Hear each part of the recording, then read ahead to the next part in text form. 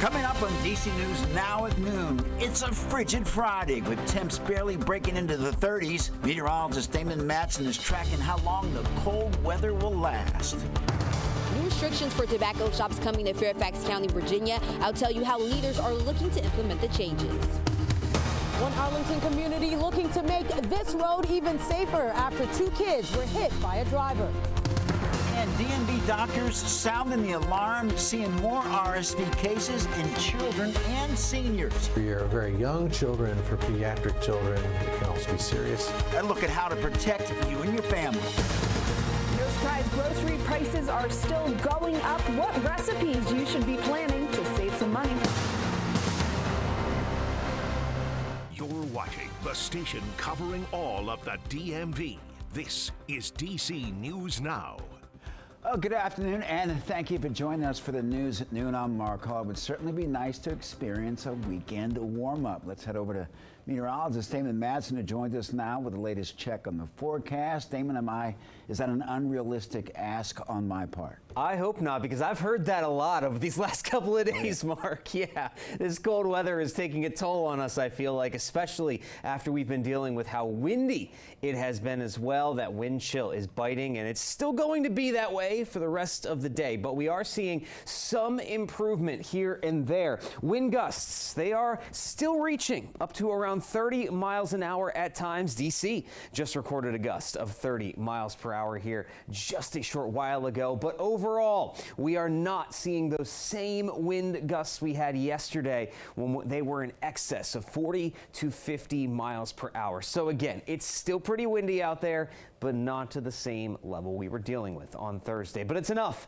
to make a wind chill that you're going to notice. That wind chill right now is sitting at 30 degrees in the district. It is a little bit warmer the more south and east that you go, but how about biting wind chills in the teens and 20s as you drift north and west across northern Virginia, western Maryland. So this is the setup we will continue to hold on to for the rest of the day. It will be a bit blustery. It will certainly stay cold as the air temperature, forget the wind chill, the air temperature is not even going to get out of the 30s for most of the DMV. So we have a little bit longer with this cold, but there is a warm up on the horizon. How much could those temperatures go up as we go throughout the weekend? We'll have a full look at your forecasts coming up here in just a bit. All right, Damon, thank you. A heads up in the district. DC Water has lifted its boil water advisory. Their results came back negative after a second round of tests earlier this morning.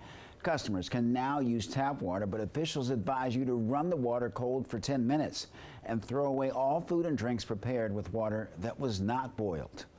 Well, Fairfax County leaders are looking at ways to restrict tobacco shops from operating near schools and daycares. Earlier this year, Virginia Governor Glenn Youngkin signed the law giving counties the authority to do so. DC News Now's Jean-Marie Cissé is in Fairfax County with more.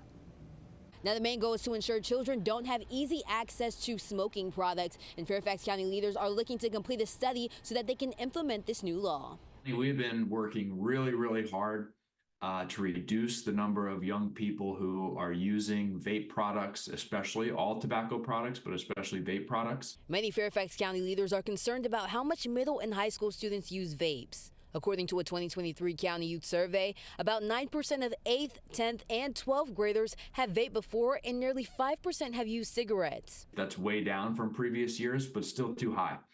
So we're working to get that number to zero, and this tool might help us do that.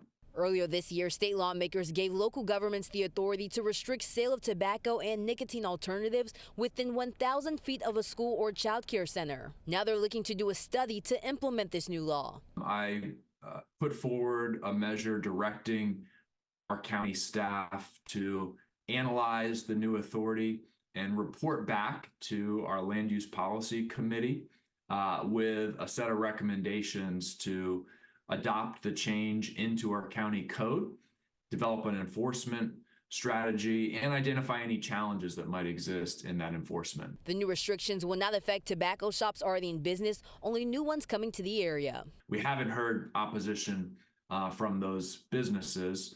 I suspect we might get some feedback as we continue to analyze the issue. We're going to be digging into the issue and figuring out how we can get it done and if there are any unforeseen complications. Reporting in Fairfax County, Virginia, I'm Jean-Marie Cissé, DC News Now.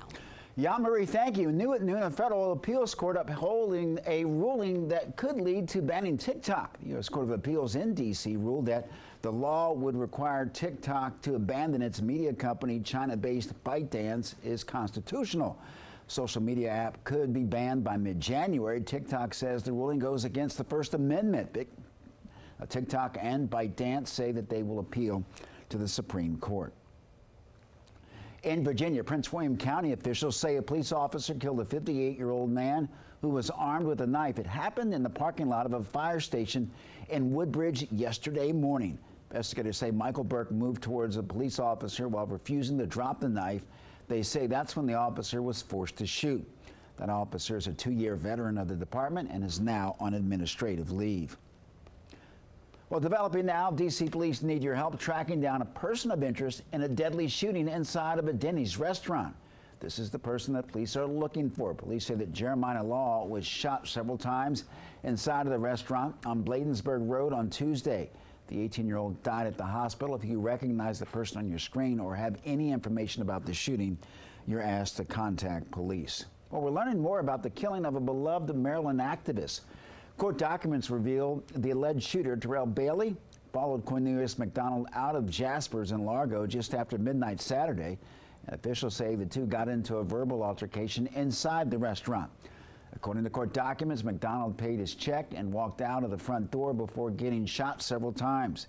Bailey's facing murder and assault charges. He's not allowed out on bond.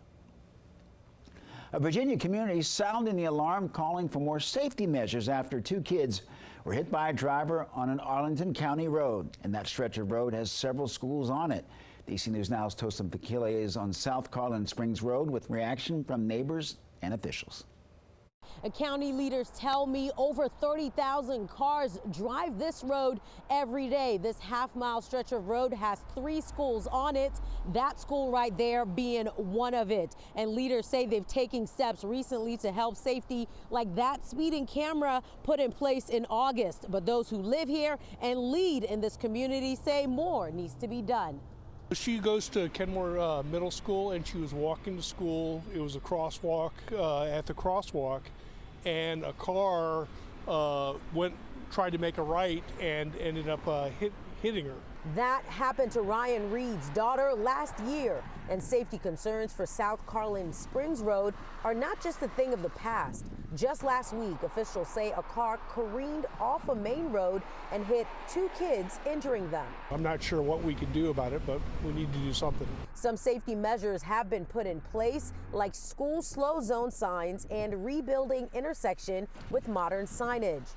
County leaders say even though the number of accidents and people speeding has gone down some, further improving this stretch of road is a focus. The sidewalks are very, very narrow, and we are going to reclaim the functionality of the sidewalks. At the same time, having 3 schools in the same place, we need more drastic review of how this road works and whether it should remain a major arterial. Either putting up lights or something like that, but you know, for more crosswalks. And County Board member Takis says they're hoping to meet with this community, especially with the parents with kids at these schools, hopefully by January or February, with substantial proposals for improvements in Arlington County. I'm Tosin Fakile. Back to you.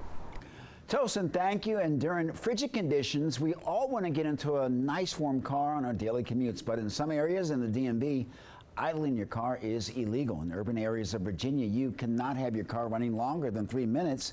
The EPA says that many communities have these restrictions to reduce emissions and promote cleaner air. Also, mechanics say that a car does not need to be warmed up to run properly. Well, the Animal Welfare League of Arlington needs your help putting some pups and other animals into homes for the holidays, and they're asking for you to join their foster program until January. This comes as some construction is being done at the facility, and for more information, you can visit their website. And staying in Virginia, Governor Glenn Youngkin signed an executive directive to help clean the Chesapeake Bay. The goal is to improve water quality to help the fishing industry continue to harvest oysters and blue crabs and other seafood. That industry is vital to the state's economy. Well, we're stretching your dollar and trying to bring down your grocery bill. DC News Now has been tracking your grocery prices all year, and the United Nations Food and Agricultural Administration says that prices are at their highest since April of 2023. Consumer reporter Haley Milon is here to help. Yeah, prices are still up globally, but in our local stores, I'm finding some deals. We track essentials at Walmart, Safeway, and Giant across the board. I'm seeing some price jumps, especially on meat products. But I found some savvy shoppers who shared their tips with us. A lot of people my age are talking about meal prepping and just getting everything organized, not eating out as much. Not a bad idea if you're buying in bulk, but look for chicken recipes to save some money. Chicken breast value pack prices are steady across the board and cheapest at Walmart this week. Boneless pork chop and ground beef I found may be low in stock, especially at Safeway this week. Experts say drought conditions in parts of the U.S. are to blame. Eggs are ridiculously priced. True, prices for a dozen brown eggs jumping at Safeway and Giant in the last 2 weeks. Walmart's egg prices stayed the same. In fact, all 10 staples on our list are the same or lower at Walmart. This dietitian says she's not scared to buy frozen. A lot of people think fresh is better than frozen and canned, but realistically, all of our produce is picked at its peak ripeness for the canned and frozen produce. So you will get better benefits out of it, and a lot of our fresh produce ends up going bad within 2 days anyway. Another tip from that dietitian I spoke to is to avoid name brand. You'll get all the nutritional benefits for a better price if you go with the generic product. Now, to keep tabs on changing prices at your local stores, visit DCNewsNow.com, keyword search grocery price check. I'm Haley Milon. Back to you guys.